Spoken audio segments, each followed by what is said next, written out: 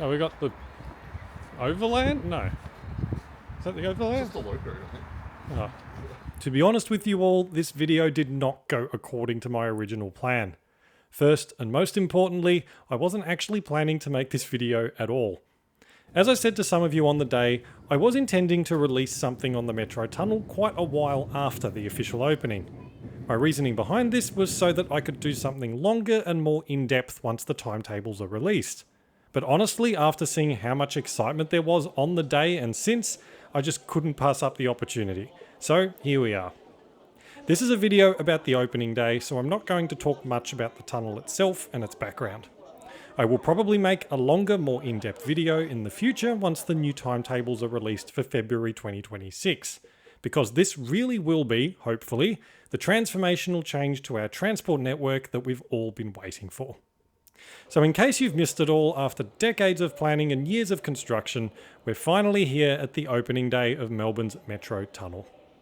The largest rail project in Melbourne since the City Loop, this brand new second underground railway through the CBD has the potential to change many of the ways that our transport network currently operates, with more frequent trains and faster journeys. But before any of this happens, we need to actually open the tunnel itself, and this is where I'm going to hand over to Past Me from the 30th of November 2025. Good morning and welcome to this slightly unplanned disruption to the regular broadcast of the first day of passenger service on the Metro Tunnel. I had originally planned to try to get on the train at West Footscray, but I heard that that was going to be unlikely given how many people were boarding at Sunbury where the train started. So instead I have caught a train back into North Melbourne and I'm now walking to Arden Station to at least get a shot of the train coming into the first station in the Metro Tunnel. At this point I went down to the platform to secure my spot at the very west end, at the small glass screen to get footage of the very first train arriving into the tunnel. A couple of others had camped out there, but we all managed to squeeze in and capture this historic moment. Thank you so much for your patience and understanding. Can I get all passengers to please stand behind. Despite the very insistent platform announcements, some of the hundreds of people waiting to board tried to board, and one or two did manage to squeeze on. Everyone looked delighted to be there despite being squished in pretty tightly. Except for this guy who forced his way off and managed to trigger the safety slow closing mechanism of the platform screen doors. So it's good to know that they work at least. Interestingly, the carriage capacity indicator screens were not showing for this first train, but they did seem to work for all the others throughout the day. The PTV app was also showing these trains as terminating at Town Hall for some reason, although this was probably just a teething problem with the GTFS data that will get ironed out. Then I went over to Platform 1 to get footage of the first train coming from the other direction, heading towards West Footscray, having come all the way from East Pakenham.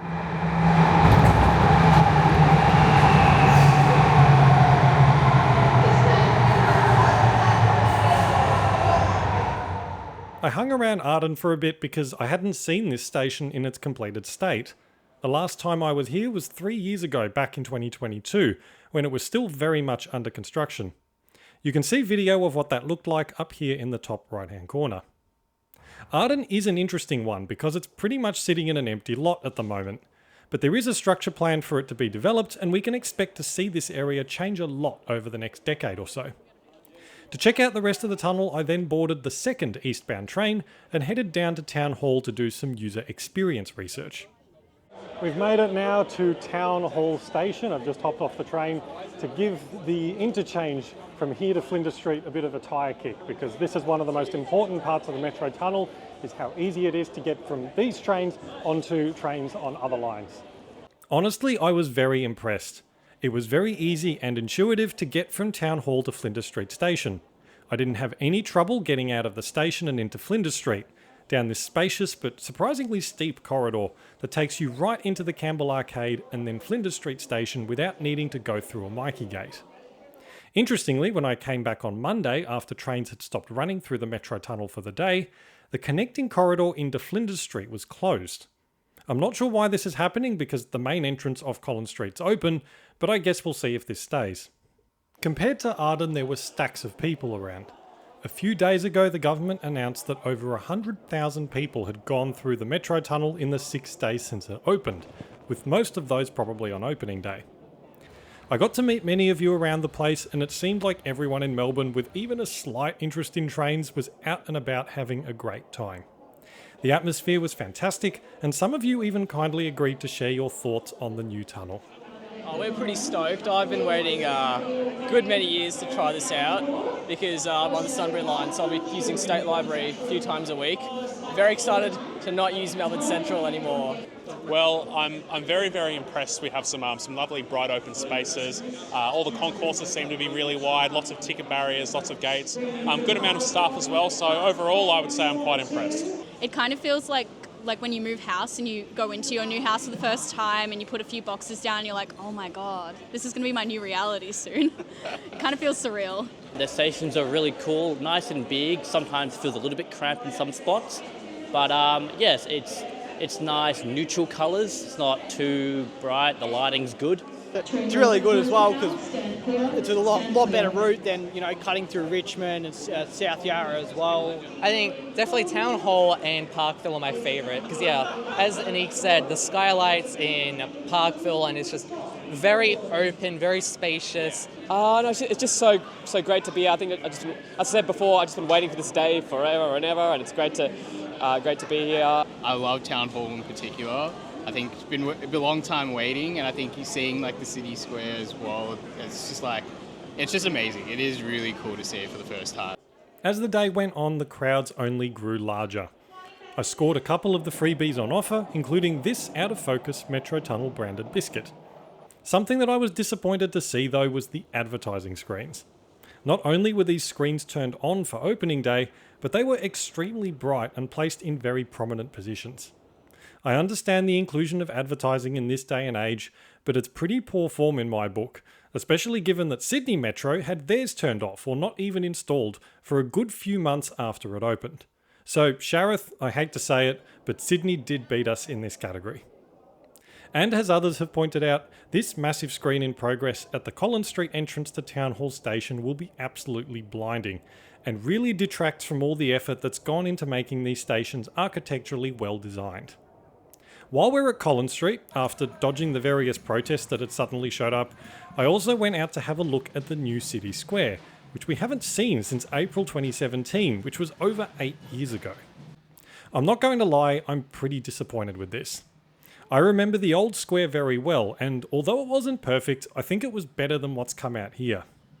In this new design there isn't much shade, not very much seating, and the garden beds, although nicely planted, cut the square off from most of the footpath on Swanston Street, creating a visual and physical barrier.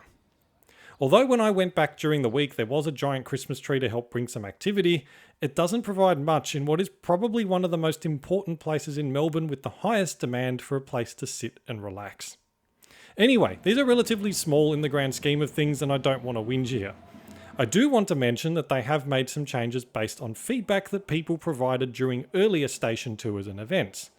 The main one that I noticed was that the wayfinding signs have been improved significantly, mainly by increasing the font size and making directions clearer. This project really is a game changer for Melbourne, or at least has the potential to. The real test will be when we see the much anticipated new timetables for these lines and the rest of the public transport network, which, if you've seen my video on the media launch, has been promised to us as thousands of new services and changes across tram, train, bus and even V-Line services. Frequency was by far the most important thing that people were looking forward to, which I'll leave them to say in their own words. What I'm hoping to see from the future is I'm hoping to see services every 5 minutes all day, every day, so an off-peak service of every 5 minutes. Obviously, as we know, infrastructure projects like this, you always start small and build up bigger, but one day in the near future I would like to see more rapid services off-peak as well, and I'm sure we'll get there. I'm looking forward to just the higher frequency and having another way of cutting through CBD without having to go on those trams. We live right on the tram lines, and during commute time, it just completely packed. I think not. I think overall, just freeing up the space, more capacity, and in doing so, more frequency. Because if you want more people using public transport, if you want to reduce congestion, you just want a modern public transport system, frequency is key. It's a good way to like link people to the city, and the designs are good. It's like welcoming, like people would like to see it. I'm also on the Sunbury line, and I'm looking forward to the increase in frequencies, so I don't have to wait as long for the trains. Frequency. Frequency is key. Yeah. I'd be interested to see how the tram services are reconfigured in the CBD to get people particularly to the western side of the CBD. So I'm curious to see how that goes. Hopefully they get some harmonisation going. Frequency, yeah. Yeah, frequency. Hopefully more trains.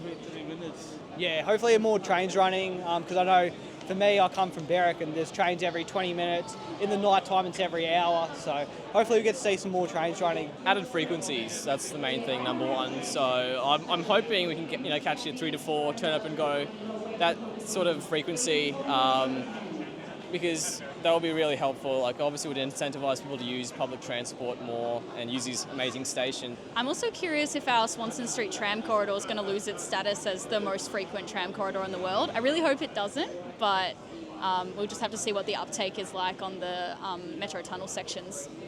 Along with the frequencies, I have friends that live on the Pakenham line, and being able to just sit on the same train and have it go through to the other end, very nice. Don't have to worry about Google Maps acting up, the transfers changing and stuff like that. I guess just more frequent trains and all that would be nice. It's always nice, but yeah, and that's what you always hope for, but it's not always a realistic expectation. But yeah, I hope that's what happens, and I look forward to seeing it. This really is what will make the Metro Tunnel worth its while, getting more services running across as many lines as possible. Overall, it was a fantastic day, the likes of which we haven't seen in Melbourne for a very long time. You could feel the excitement and positive energy from everyone there, even from the many non-Gunzels. I got to meet many of you, which was really nice, so thank you to everyone who came up to say hi. As I said, I will make a video in the future that's more in-depth on the tunnel, the stations, its history, and maybe most importantly, the new timetables once we get our hands on them. Stay tuned for that, and if you'd like to be notified when this is released, please subscribe to the channel if you haven't already. You can also check out my supporters portal at members.philipmalice.com. As always, thank you so much for watching, and I'll see you next time.